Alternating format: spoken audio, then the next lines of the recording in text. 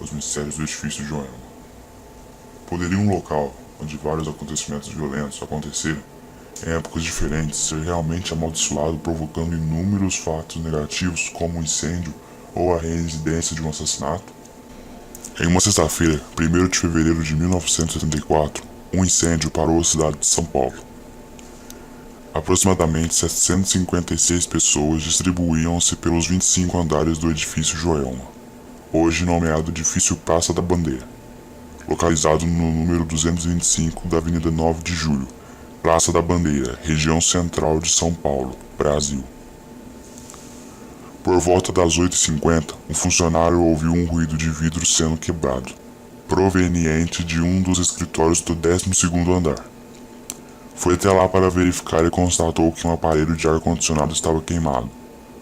Em seguida, foi correndo até o quadro de luz daquele piso para desligar a energia, mas ao voltar encontrou fogo subindo pela fiação exposta ao longo da parede.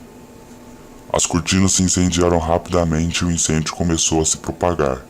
O funcionário correu para apanhar o extintor portátil, mas ao chegar, não conseguiu mais adentrar a sala, devido à intensa fumaça.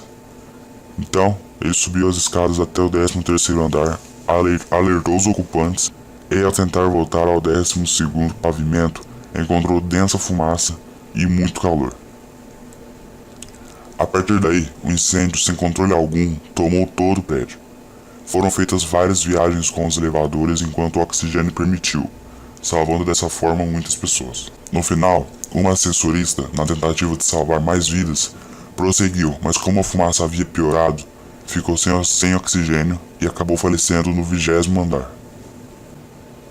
Segundo as perícias, a causa do incêndio foi um curto-circuito em um equipamento de ar-condicionado, em um dos andares, provocando um superaquecimento na fiação elétrica, gerando o primeiro foco de fogo, o qual se espalhou por todo o edifício.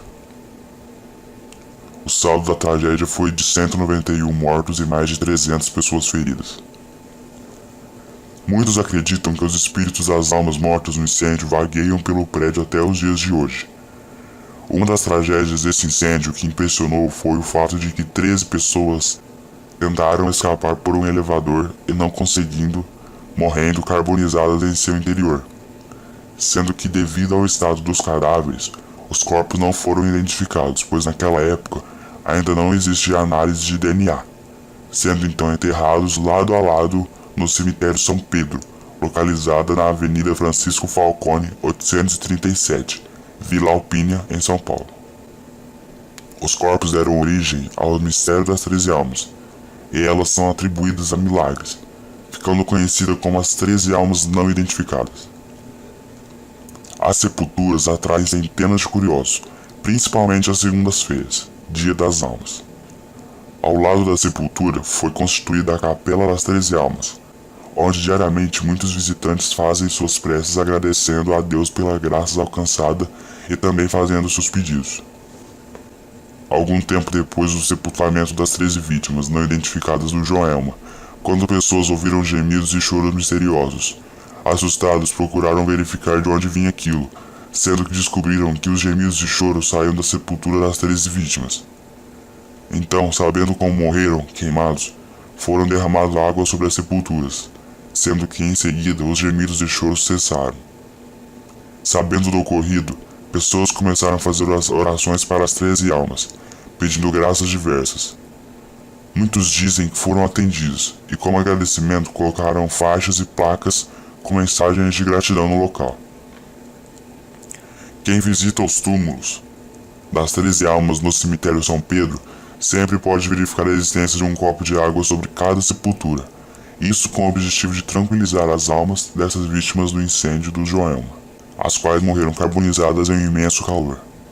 Passado anos da tragédia, o antigo edifício Joelma foi reformado, sendo batizado como o nome do edifício Praça da Bandeira, disponibilizando para aluguel várias salas para escritórios e empresas. No entanto, pessoas que frequentam o local relatam fatos estranhos e sombrios no interior do edifício, como os descritos a seguir. O caso do escritório de advocacia. Em um escritório de advocacia, alugado há pouco tempo após a reinauguração, uma assistente ficou ainda mais tarde para organizar os documentos deixados no final do expediente. Como já era tarde da noite, devido à existência de muitas salas ainda vazias sem utilização, o prédio mantinha silêncio sombrio e assustador. Isso em conjunto das lembranças do edifício que ocorreu no passado, produziu um ambiente ainda mais assustador. Em certo momento, a assistente ouviu um barulho na sala do escritório, como se a porta tivesse sido aberta. Quando ela foi olhar, a porta estava fechada, como havia estado antes. Ela então imaginou que fosse uma outra porta em outra sala do mesmo andar que havia gerado aquele ruído. Instantes depois, ela ouviu o barulho novamente, e quando se voltou, viu um vulto de uma mulher passando pela antessala. Ela se assustou, chegando a dar um grito. Foi observar novamente e não havia ninguém no local, apenas ela mesma. Rapidamente, ela pegou suas coisas e saiu do escritório.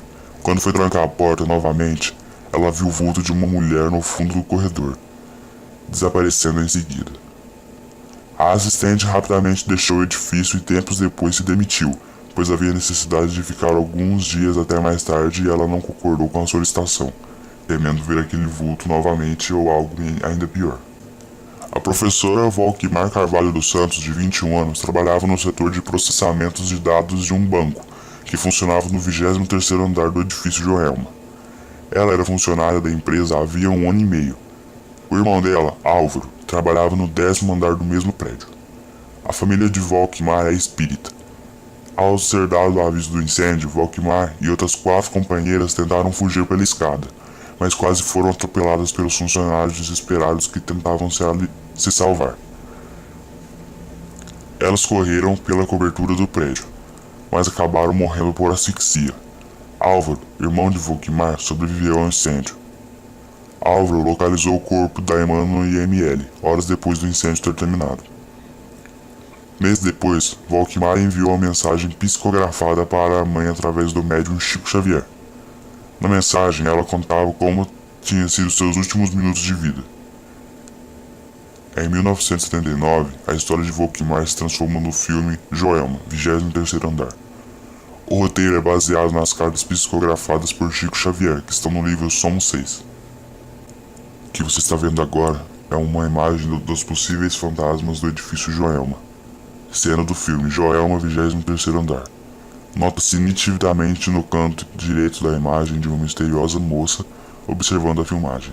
Quando visualizada essa imagem pelas pessoas que participam das filmagens, todos ficaram espantados, pois não havia ninguém além dos atores no local da fotografia. Seria um dos fantasmas do edifício Joelma? A escravidão podia estar prejudicando o local onde o Joelma foi construído? Sabe-se que na época da escravidão, o local de construção do edifício Joelma, onde todos os escravos considerados indisciplinares ou que não realizavam seus trabalhos conforme mandato, eram torturados até a morte, marcando o local com dor, raiva, tristeza e sofrimento. O crime do poço. Dia 23 de novembro de 1948, depois de várias denúncias do estranho desaparecimento das mulheres de uma casa da rua Santo Antônio, número 104, região central de São Paulo, o químico professor Paulo Ferreira de Camargo, com 25 anos de idade, suicida-se no exato momento em que a polícia retirava do poço do seu quintal os corpos de sua mãe Benedita de Camargo, com 56 anos de idade, e de suas irmãs Maria Ferreira de Camargo, de 23 anos, e de Cordélia Ferreira de Camargo, 19 anos, pessoas que ele havia matado há 19 dias. Então, o que você achou do vídeo de hoje? Espero que você tenha gostado bastante. Compartilhe no Facebook, se inscreva no canal. Temos vídeo toda segunda e sexta-feira a partir das 21 horas. Até o próximo vídeo.